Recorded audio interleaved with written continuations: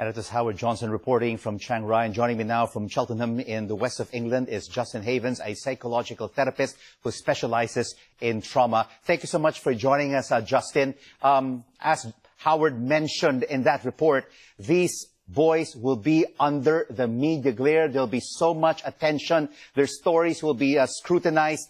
What help, what kind of help can be done for them? Well, I think the most important thing is, as all has already been said, that any media attention is carefully managed, questions are kind of screened beforehand, and that everything is done to really try and reintegrate the boys back into normal life as much as possible. Although there's a massive amount of media interest, they really want to be protected from that and really be allowed to reintegrate with their families, friends, and to keep the group cohesion going that has been that we've seen in the last week. With kind of pictures of them in hospital together and such. So how can they be reintegrated into society, especially with all this media attention? Well, I think, as I've just said, careful management and not exposing them to too many different things, not splitting them up, trying to keep the group together, and the psychological support that's being offered.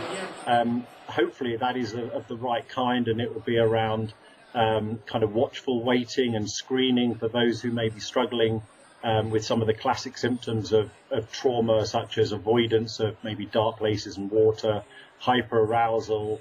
They'll probably maybe dreaming, having disturbed sleep and possibly nightmares.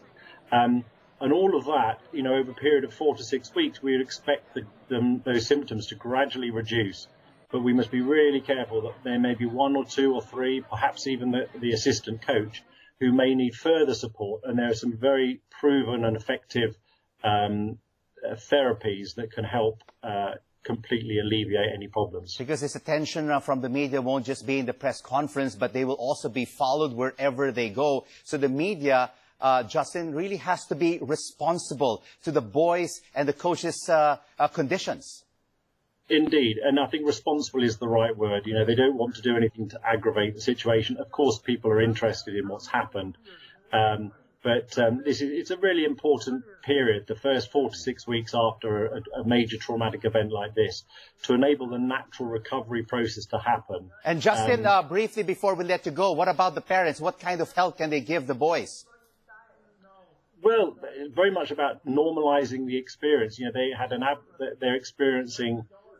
They may be experiencing lots of different reactions, and they want to be encouraged to talk about it, to not hide away from it, but to know that also that there's some effective treatment such as EMDR, eye movement desensitization, and reprocessing, which can really accelerate the treatment of any traumatic memories that are left, so that the end result is actually these boys grow through this experience rather than are diminished by it.